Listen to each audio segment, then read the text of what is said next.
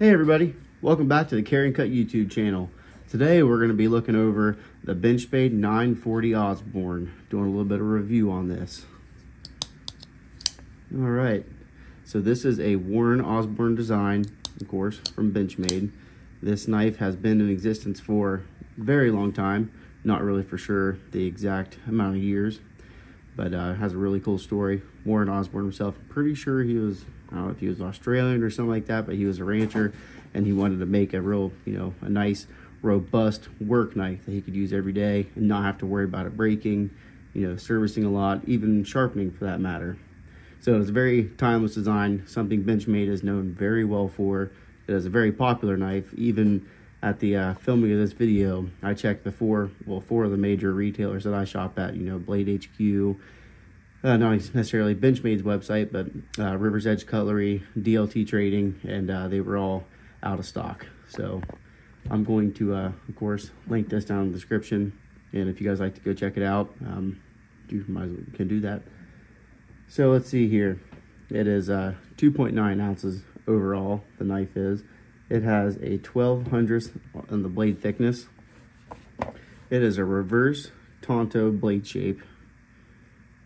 It is CPM S30V on the steel. You can see that right there. CPM S30V. Warren Osborne has this really cool boomerang look, so I think that's exactly why he's Australian in nature. They like their boomerangs over there, Aussies.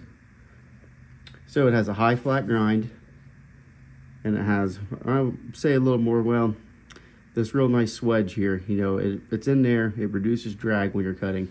But also, when you get down here to the tip, it has a really nice, robust tip that you're not gonna have to worry about. I wouldn't go full on prying with it, use it as a screwdriver, not what a knife is for, but you really don't have to worry. You could do some aggressive cutting with it. You're really not gonna have to worry about a whole lot. This is an excellent work knife. Don't be afraid to put it through its paces. This was my first knife that actually costed more than $200, and I used and abused this thing. I probably carried it for 2 years straight. I carried it so much that it started to where I'm not sure, I don't think this is anodized. I think this is more of a, like a powder coat kind of deal. I'm not really sure how they treat their handles. I know it is a 6061 T6 aluminum frame, or at least the scales, I guess you could say. And they got this real nice kind of chalky matte texture to them. They're not exactly slippery, but it doesn't wear off very easily. But my pocket, or I don't know what it has, is worn all the way into that. Got a real nice shiny sheen to it, I guess you could say. There's phosphor bronze washers in the pivot. Very smooth action. It is a single opening deployment knife.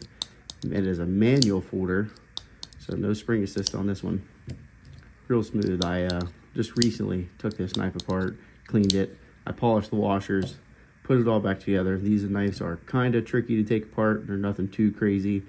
Of course, your axis springs and your lock bar in there. Those are the really only things you got to worry about. You got to be careful taking those off because they could go flying across the room, and might end up never even finding them again.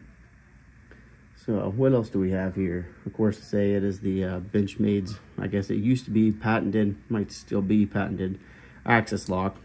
Crossbar locks are the new hottest thing next to button locks nowadays, but before it was widely used. Benchmade was the only ones for that, and they were really known for quality knives and of course using their axis lock. They have their automatic knives, and they even have assisted knives like that also. Here soon we're going to have a barrage on the channel, and it is an assisted. There's a mini one also that I'm going to review. So the handle has a real nice ergonomic handle on it. I have a I would say medium to large hands, wear a medium large glove. I can fit all nice 4-finger grip on it, still have a little bit of the tail exposed on it. There really isn't much of a forward twirl on it at all. You get real close in there to the blade. I wouldn't be holding it too much like that. You could for real fine stuff, but it's got a real nice handle on it. Easy to grip, easy to use all day. If you're really cutting, you could do a whole lot of cutting this and you wouldn't have to worry about anything. No hot spots or anything like that. There is a real nice pop of purple, some people might notice. That is a purple anodized backspacer. So it is sandwiched between all these body screws. When you take this knife apart, the blade, of course, comes out independently. So you just have, at least when you put it back together, You just have the whole shell itself, 2 halves of the liners with the titanium backspacer in it. Let's go over the hardware check on it. It has all these, there's a whole bunch of body screws on it. If there's one complaint that I had, there's just way too many body screws going on here. So there's 1, 2, 3, 4, 5, and then there's 3 on the clip. So those are all T6. Be very careful if you're taking them apart. And also the thumb stud's T6 too, double-sided. But these can strip very easily. So be careful, make sure you have high quality drivers when you're taking these apart. T10 on the pivot. It is not a captive pivot. So it's another thing to look out for when you are taking this knife apart. You're gonna have to, well, I guess it is a captive pivot. It's kind of a D-shaped deal in there, so it really doesn't spin. That was my bad, sorry for that. You got a reversible left or right hand carry tip up pocket clip on there. So of course, Benchmade standard clip, pretty good. It's got a whole lot of retention on it. You can hear that. It slips in and out of the pocket easy. Doesn't tear your pants up or anything like that.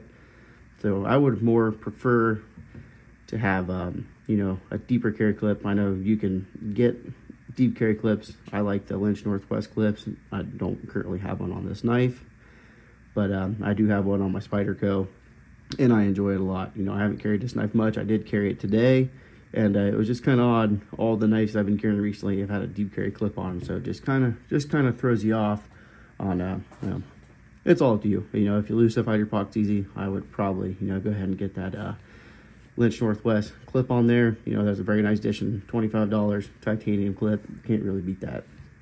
So let's go over some measurements here.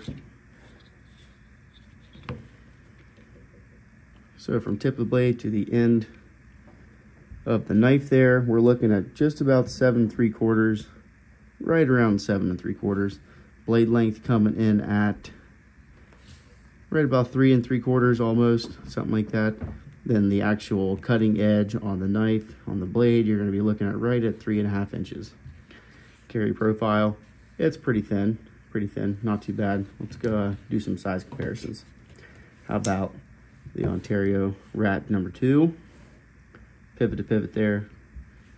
It's still, you know, it's a pretty decent size. I would definitely call this, you know, almost a full-size knife. You know, this would definitely be a smaller knife. This is a full-size knife. One thing I say, this is definitely, I wouldn't consider this in the budget category by any means. You know, these knives are around $230, $240, depending on where you're looking, if you can get them on sale or not. How about this Avivi Praxis button lock? And pivot on this one also. The Praxis is definitely a lot bigger. This is a 3 3/4 inch blade. Highly recommend this. I have a full review on this on the channel if you would like also. Go ahead and watch that.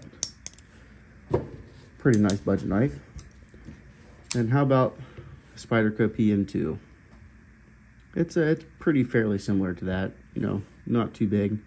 It's pretty much the same blade length on them. The handle might be a little bit bigger on the PM2, but you're not going to notice that a whole lot. And then how about, let's go against the Ferrum Forge Designs Aluris. Now those are all pretty close in size. If I get them actually pivot to pivot, that would help a little bit. So those are all pretty well close. How about carry profile? I don't know if many people have this. I'm not going to say it's a rare knife by any stretch of imagination, but a lot of people probably have PM2s. So up against that, the PM2 is a little bit thicker. I don't think you're going to notice much in the pocket though. And I do have the Lynch Northwest clip on this one. So it rides extremely deep in the pocket. Super nice. Can't stress that enough. I'm going to have a full review coming to this one also. This is a very, very nice knife. How about the Ontario Rat number 2? They seem to be, you know, this is just by eye here. They look very similar in carry profile. And the Avivi Praxis.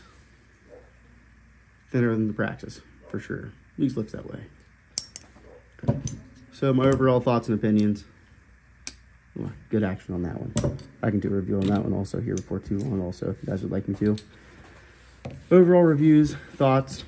I really do enjoy this knife. Like I said, it was my first quote-unquote expensive pocket knife that I ever did buy. My wife was not too thrilled with me when I got this knife and it showed up in the mail, you know, $250 pocket knife. What in the world are you doing? But this is just something that really got me into collecting knives, appreciating knives, and liking them. You know, I don't know, it's something about carrying them, collecting them. you can almost say admiring them. You know, it's just something fun to do. Became to be one of my hobbies and passions, and really do enjoy it. So this knife is, I would say, pretty kind of near and dear. I know other ones are also, but excellent knife. You know, carry it for work all the time. I've put it through probably 10 sharpenings. The blade is definitely not as big as it used to be. And the Benchmade's warranty, you really can't go wrong with that. You know, it has a work sharp forever, I think, warranty. You can send the knife in, they'll put a new edge on it for you for free of charge. You just have to pay the shipping, I think, to them. Not sure coming back, but I know you definitely have to ship it to them. They might just ship it back to you for, I guess, free if you would. But no, they have a really great warranty. If something breaks on it, the spring breaks, which I'm not sure about their warranty if you take it apart. I don't know how that whole thing works. I've never sent it into them, but I know they do have a really great warranty department, and I definitely do know about the sharpening. So really cool, you know, great work knife. I give this pretty much a 10 out of 10. This has never let me down.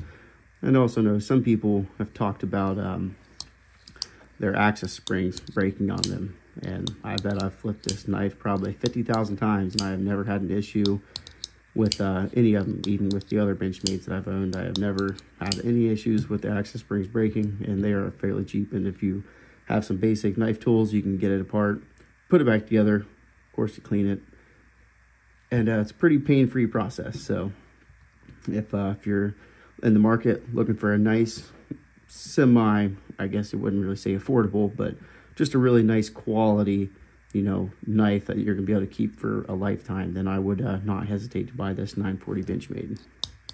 All right, guys, thank you very much. Make sure to like, comment, and subscribe, and I'll have this knife linked down in the description.